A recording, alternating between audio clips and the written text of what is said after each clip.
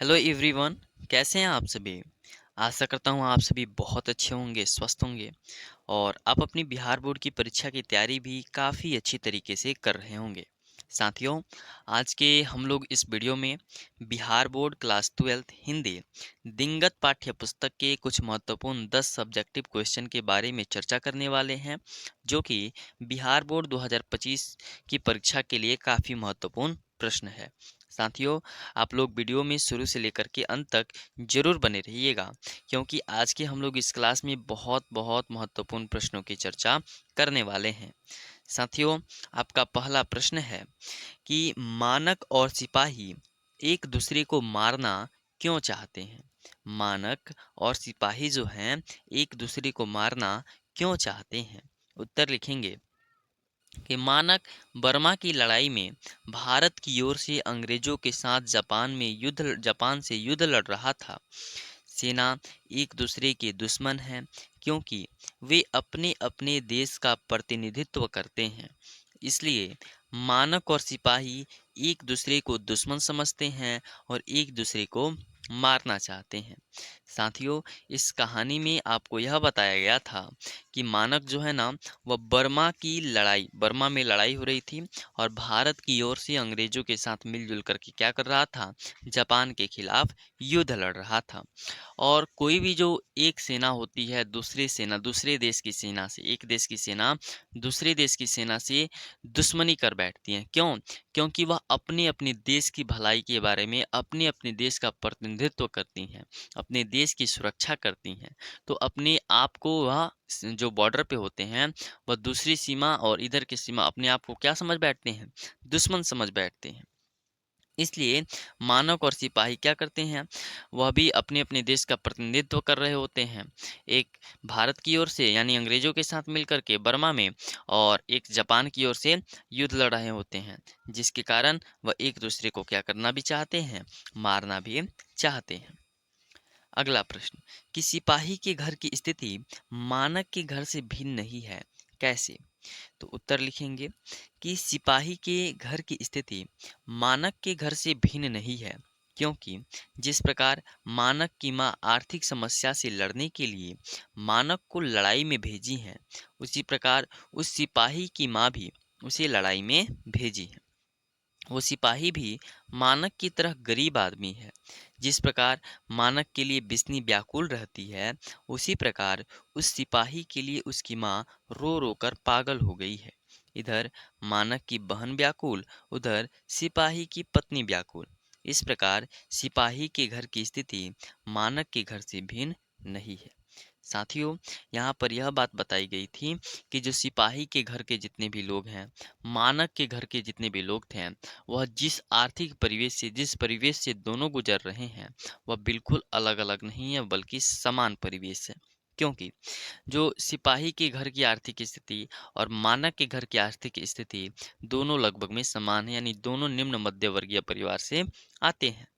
और अपने अपने घर की आर्थिक समस्या से लड़ने के लिए जो मानक की माँ है यानी कि बिस्नी जो है, और जो सिपाही की माँ है, वह दोनों अपने अपने बेटों को युद्ध में भेजती हैं। जहाँ पे जो सिपाही है ना, वह जापान की ओर से युद्ध लड़ता है और मानक अंग्रेजों के साथ मिलकर के युद्ध लड़ता है। ठीक है, दोनों गरीब आदमी हैं। और जिस प्रकार मानक के लिए बिस्नी व्याकुल रहती है, हमेशा रोती रहती है, उस प्रकार सिपाही के लिए भी सिपाही की माँ हमेशा रोती रहती होगी, रो रो कर एक तरफ से बोल जाए कि पागल हो गई होंगी। ठीक है, और इधर मानक की बहन अपने भाई के प्रतीक्षा में व्याकुल रहती है, हमेशा उसके बारे में सोचती रहती है, और उधर सिपाही की पत्नी भी अपने पति के बारे में सोचती रहती है। इस प्रकार हम लोग कह सकते हैं कि सिपाही के घर की स्थिति और मानक के घर की स्थिति लगभग समान है, बिल्कुल भिन्न भिन्न नहीं है। चलिए, तीसरा प्रश्न कि बिस्नी जो है, वह मानक को लड़ाई में क्यों भेजती है। आखिर क्या कारण है कि बिस्नी मानक को लड़ाई में भेजती है। तो लिखेंगे कि बिस्नी जो है एक पति विहीन महिला है, परिवार निम्न मध्य वर्गीय है, सियानी बेटी घर में है, उसके हाथ पीले करने हैं। जब वह कुछ कमा करके लाएगा तभी यह कार्य हो सकेगा। भारतीय जीवन में कन्या विवाह एक भारी समस्या है। यही कारण था कि बिस्नी मानक को लड़ाई पर भेजती है। यहाँ पर यह बातें बताई गई हैं कि बिस्नी जो है ना, वह एक पति विहीन महिला यानी विधवा महिला है, जिसके पति की मृत्यु हो चुकी है और उसका परिवार भी निम्न मध्य वर्गीय है, यानी काफ़ी गरीब परिवार है। साथ ही साथ उसके घर में एक सयानी बेटी है। और भारत के लोगों में, भारतीय जीवन में कन्या विवाह जो है ना, एक भारी समस्या है, क्योंकि इसमें अधिकतम पैसों का खर्च होता है। ठीक है। और बिस्नी सोचती है कि उसको अपनी बेटी की शादी भी करनी है और घर पे कमाने वाला उसका पति भी नहीं है, तो सारा जिम्मेवारी अब किस पे है? तो उसके बेटे मानक पर है। इसलिए वह इसको युद्ध में भेजती हैं ताकि वह कुछ कमा करके लाए, तभी अपनी बहन का शादी भी कर सकेगा और अपना आर्थिक परिवेश भी सुधार सकेगा। इसलिए बिस्नी मानक को लड़ाई पर भेजती हैं। अगला प्रश्न, कृष्ण खाते समय क्या-क्या करते हैं? बहुत ही सुंदर प्रश्न है साथियों कि कृष्ण भगवान श्री कृष्ण जो हैं, वह जब भोजन कर रहे होते हैं तो उस समय क्या क्या करते हैं। तो प्रस्तुत जो प्रश्न है वह मध्यकालीन सगुण भक्ति धारा के कृष्ण भक्त कवि सूरदास के पद से लिया गया है। यह जो प्रश्न है ना, वो मध्यकालीन सगुण भक्ति धारा यानी कि भगवान श्री कृष्ण के भक्त कवि जो सूरदास हैं, उनका जो पद है वहां से इस प्रश्न को लिया गया है। जिसकी दूसरे पद में श्री कृष्ण खाते समय अपने हाथों में भोजन को लेते हैं, खाते समय अपने हाथों से लेते हैं भोजन को और खाते हैं। कुछ खाते हैं और कुछ धरती पर गिरा देते हैं, खुद भी खाते हैं और नंद जी को भी खिलाते हैं। प्रस्तुत यह जो प्रश्न है ना, इसके माध्यम से हमसे यह पूछा जा रहा है कि कृष्ण भोजन करते समय कौन से क्रियाकलाप करते हैं। तो कृष्ण भोजन करते समय भोजन को अपने हाथों से लेते हैं, कुछ खाते हैं और कुछ धरती पर गिरा देते हैं, ताकि चींटियां भी जो भूखी हैं उसको खा सकें। खुद भी खाते हैं और अपने पिता नंद जी के मुंह में भी खिलाते हैं। अगला प्रश्न कि पहले कड़बक में कलंक, कांच और कंचन से क्या तात्पर्य है। कड़बक मलिक मोहम्मद जायसी के द्वारा रचित है। ठीक है। तो अपनी कविताओं में कवि, यहाँ पे जायसी होगा, अपनी कविताओं में कवि मलिक मोहम्मद जो जायसी है ना, वह कलंक, कांच और कंचन आदि शब्दों का प्रयोग किया है। पहले कड़बक में कलंक, कांच और कंचन से तात्पर्य जो है ना, दाग, अमूल्य और सोना, यानी कलंक का मतलब दाग, कांच का मतलब अमूल्य और कंचन का मतलब क्या है? सोना है। ठीक है, यही इसका तात्पर्य है। अगला प्रश्न कि तिरिच को जलाने गए लेखक को पूरा जंगल परिचित लगता है। तिरिच को जलाने गए लेखक को जो पूरा जंगल है ना, वह परिचित लगता है। क्यों? इसका उत्तर लिखेंगे, लेखक को पूरा जंगल परिचित इसलिए लगता है कि इसी जगह से कई बार सपने में तीरिथ से बचने के लिए वह भागे थे।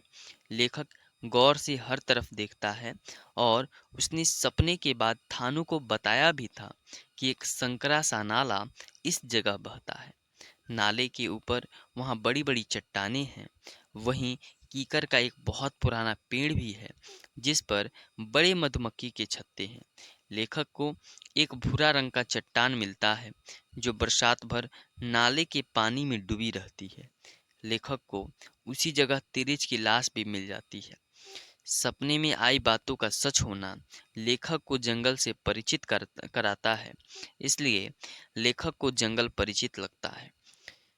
लेखक इन सभी चीज़ों को वह सपनों में देख चुका था।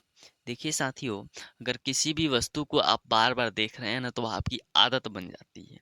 ठीक उसी प्रकार जो तिरिच को जब जलाने जाते हैं लेखक ना, तो वह देखते हैं कि जो सपने में वह देखे थे, वह वैसा ही माहौल वहाँ पर दिखाई दे रहा था।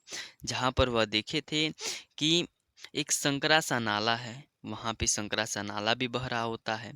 नाले के ऊपर बड़ी-बड़ी चट्टानें हैं, वह भी होती हैं। कीकर का एक बहुत पुराना पेड़ भी है, वह भी होता है, जहाँ पर जिस पर मधुमक्खी के छत्ते हैं। मतलब जैसा वह सपने में देखते हैं ना, वैसा ही उनको वहाँ पर दिखाई देता है। इसलिए लेखक को जंगल परिचित लगता है। अगला प्रश्न कि तिरिच क्या है? कहानी में इसका क्या प्रतीक है? ठीक है, तो तिरिच एक बेहद जहरीला जीव है।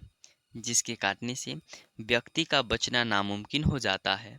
यह जैसे किसी व्यक्ति को काटता है, वैसे ही किसी दूसरी जगह जाकर के पेशाब करता है, भाग करके पेशाब करता है और उस पेशाब में लेट जाता है। अगर तिरिछ ऐसा कर दे तो आदमी बच नहीं सकता। तिरिछ काटने के लिए तभी दौड़ता है जब उससे नजर टकरा जाए। कहानी में तिरिछ मृत्यु का प्रतीक है। जिस भीषण यथार्थ के शिकार में बाबूजी हैं, बेटे के सपने में तिरिछ प्रकट होता है। देखिए, यह प्रश्न काफी महत्वपूर्ण है, आपकी परीक्षा में बार बार आ चुका है। तो तिरिछ एक बेहद जहरीला जीव है, जिसके काटने से जब यह किसी व्यक्ति को काट देता है ना, तो वह व्यक्ति ना के बराबर बच सकता है, यानी बहुत कम चांस होता है कि वह व्यक्ति जीवित रह जाए। क्योंकि अगर यह जो किसी व्यक्ति को काट देगा तो जाकर के वह किसी दूसरी जगह जाकर के पेशाब कर देता है, और उस पेशाब में अगर यह लेट जाएगा ना, तो ऐसा मान लिया जाता है कि अब वह व्यक्ति बचने वाला नहीं है। अगर अच्छा, तिरिछ काटता क्यों है? तो तिरिछ से जब आपकी नज़रें मिल जाएँगी ना, तभी वो आपको काटने के लिए दौड़ेगा, ऐसा वह कुछ करने वाला नहीं है।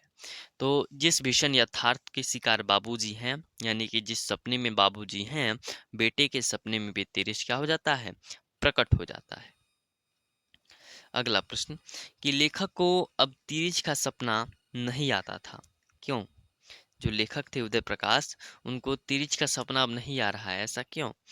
तो लेखक उदय प्रकाश को अब तिरिछ का सपना नहीं आने का कारण लेखक को सपना सत्य प्रतीत होना था।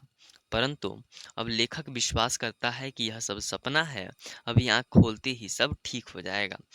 लेखक जो है ना, उदय प्रकाश, अच्छा, आप भी कोई भी कार्य को अगर प्रतिदिन कर रहे होते हैं ना, तो आपकी आदत बन जाती है, उसमें मज़ा नहीं आता है। जैसे कि क्लास 12th का फर्स्ट डे आप लोग याद कीजिए, पहले दिन जब आप कोचिंग या पहले दिन स्कूल में गए होंगे, तो कितना आपको अच्छा लगा होगा, आपके अंदर एक नई ऊर्जा का संचार हुआ होगा। लेकिन जैसे जैसे क्लास 12th का समय बीतता चला जाता है, आप आगे की पढ़ाई करते चले जाते हैं, आपके जीवन से थोड़ी हंसी खुशी गायब होने लगती है उसके प्रति, क्योंकि वह आपकी प्रतिदिन की दिनचर्या बन गई होती है। और जो व्यक्ति होता है ना, वो हमेशा चाहता है कि उसके साथ कुछ ना कुछ नया प्रतिदिन हो। ठीक है, तो लेखक को भी ऐसा लग गया था कि मैं जो भी देख रहा हूँ, ठीक है, वह एक सपना है, अभी मैं आँख खोलूंगा तो यह सब क्या हो जाएगा? नष्ट हो जाएगा, सब कुछ ठीक हो जाएगा। अगला प्रश्न कि कवि ने अपनी एक आंख की तुलना दर्पण से क्यों की है? जो कवि हैं, वह अपनी एक आंख की तुलना जो है वह दर्पण से, शीशे से क्यों करते हैं? तो कवि ने अपनी एक आंख की तुलना दर्पण से इसलिए की है क्योंकि दर्पण स्वच्छ व निर्मल होता है। उसमें मनुष्य की वैसी ही प्रतिछाया दिखती है जैसा वह वास्तव में होता है। कवि ईश्वन्य को दर्पण के समान स्वच्छ व निर्मल भाव वाला मानते हैं। उनके उन निर्मल भाव के कारण ही बड़े बड़े रूपवान लोग उनके मुख की ओर निहारते हैं। साथियों, आप सभी यह सुने होंगे कि व्यक्ति सुंदर नहीं होना चाहिए, व्यक्ति का मन, व्यक्ति का चरित्र सुंदर होना चाहिए। ठीक उसी प्रकार जो कवि है ना, वह अपने आप को एक आईने के समान, एक दर्पण के समान बताते हैं। क्योंकि अगर आप लोग आईने में, शीशे में अपने चेहरे को देखते हैं तो बिल्कुल स्पष्ट आप जैसे हैं वैसा ही प्रतिबिंब आपको दिखाता है। ठीक उसी प्रकार जो लेखक कवि हैं, वह अपने आप को दर्पण के समान बताते हैं, दर्पण से तुलना करके बताते हैं कि मैं भी उस दर्पण सा स्वच्छ व निर्मल भाव रखने वाला हूँ। और व्यक्ति सुंदर नहीं है, जो कवि है सुंदर नहीं है, कवि का मन सुंदर है। इसलिए बड़े बड़े जो रूपवान लोग भी होते हैं ना, उनके मुख की ओर निहारते हैं। और आपका अंतिम प्रश्न कि रक्त के लेई से क्या तात्पर्य है? तो यह जो आप सभी अच्छी तरीके से जानते हैं, एक प्रश्न आपकी बिहार बोर्ड की परीक्षा में ऑब्जेक्टिव में बार बार आया हुआ है कि कड़बक पाठ कहाँ से लिया गया है? तो पद्मावत से। तो पद्मावत से ली गई कविता कड़बक में कवि कहते हैं कि मैंने इस प्रेम कहानी को रक्त रूपी लेई के द्वारा जोड़ा है और इसकी गाढ़ी प्रीति की आंसुओं से भिगोया है। यहाँ रक्त की लेई का अर्थ प्रेम रूपी भावना, यानी प्रेम रूपी भावना और रक्त की लेई का मतलब क्या है? एक ही है। ठीक है साथियों, आशा करता हूँ आपको आज का क्लास काफ़ी अधिक पसंद आया होगा। अगर आपको आज का क्लास अच्छा लगा हो, तो आप अपने दोस्तों के साथ इसे अवश्य साझा करें, क्योंकि एक-एक शब्द को, एक-एक अक्षर को लिख कर के आपके समक्ष प्रस्तुत किया जाता है, ताकि आपकी तैयारी बेहतर से बेहतर तरीके से कराई जा सके। और एक और बात कि अगर आप चैनल पे पहली बार विज़िट किए हों, तो हमारे चैनल को सब्सक्राइब करें, ठीक है? और जितने भी प्रश्न हम इस वीडियो में बताए हैं, आप इन सभी प्रश्नों को आप अपनी कॉपी में ज़रूर लिखें और कॉपी में लिख कर के आप इन सभी प्रश्नों को याद कर लें।